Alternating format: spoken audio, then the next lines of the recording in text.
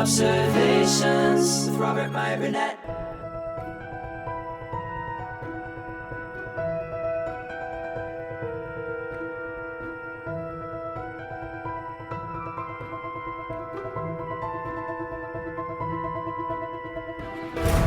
AJ Kelly, King of the Wicker People, writes in, well, good evening, Rob, and the Post-Geek singularity at large. Greetings. Having just returned to Los Angeles from Orlando, the land of the free and the home of the multitude of open comic book stores, you'll be glad to know I'm still a little bit jet-lagged and delirious. Do not fear. This is yet another crazy letter filled with comparisons between comic book movies and obscure rock bands throughout the years.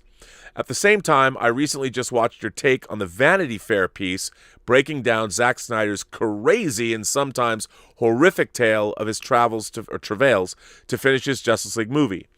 I actually read the piece in full in Vanity Fair on my flight back to LA, among other things, but it's a far more productive thing to do in my usual activities, which generally consist of plugging headphones into my iPad and getting hammered on Jameson and Ginger whilst listening to rough edits and scratch tracks of outrageous punk rock songs.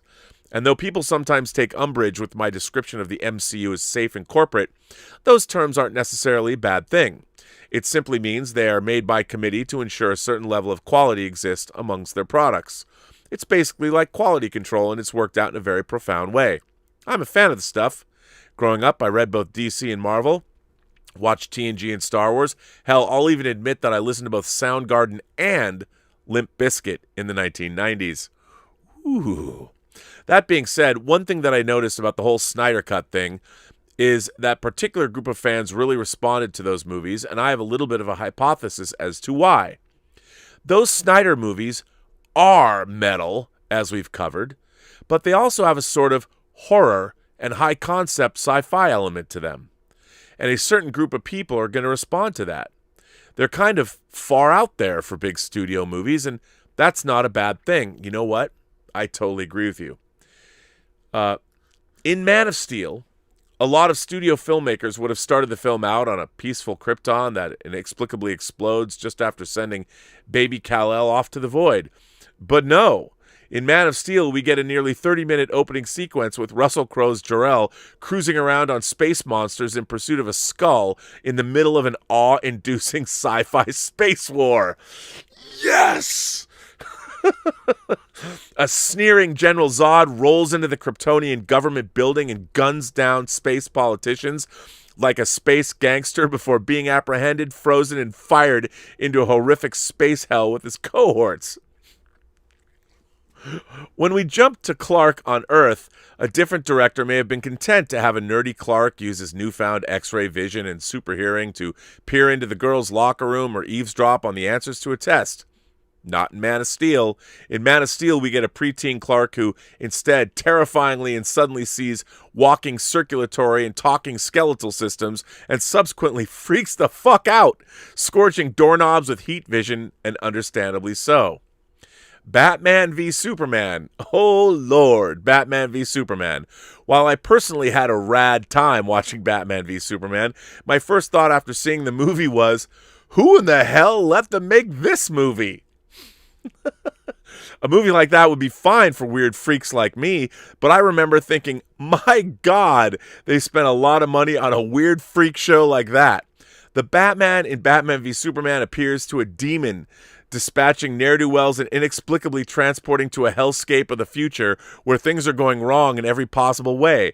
This Batman rolls into a Mad Max future mowing down parademons with an AK-47 while Superman is whipping terrorists through brick walls and attempts to address a congressional committee, only to have a bomber blow the entire place up with a few kilos of Composition C that is stashed in a dude's wheelchair. Are you kidding me?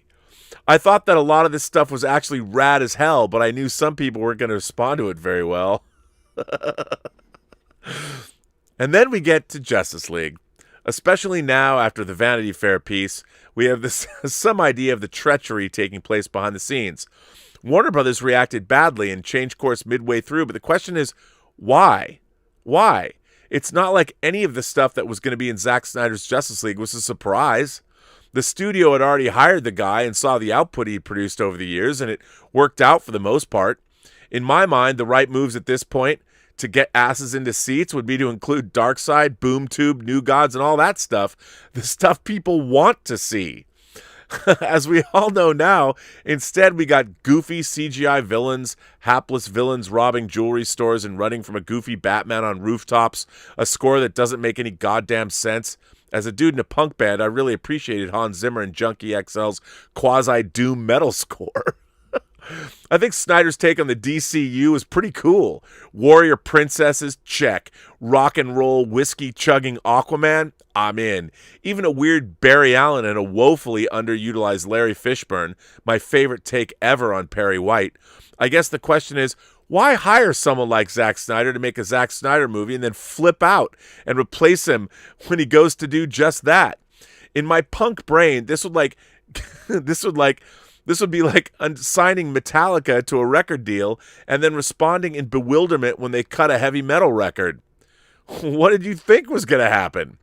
I think maybe all of this could have been headed off if these movies were made for a little bit more of a reasonable budget, if such a thing is possible these days. With big corporations merging and buying up everything in sight, it seems that gone are the days of someone making a fucked up freak fest for, say, $60 million and letting the chips fall where they may. Warner Brothers did it with The Matrix. I don't know. I'm not a big studio big shot, so far be it for me to postulate on what may or may not be possible. As are all things, hopefully this is part of yet another cyclical process, and things will one day return to a happy medium, where a diverse range of filmmakers and composers are once again free to come up with wacky, out-of-the-box material that has the potential to reach we, the weird freaks and misfits lurking in the shadows. Maybe one day, A.J. Kelly, king of the Wicker people. What a great letter that was. I'm with you, man. You just quantified those movies are for freaks, and you beautifully stated why that is so. And boy, did I love that. Which is I can't argue with you.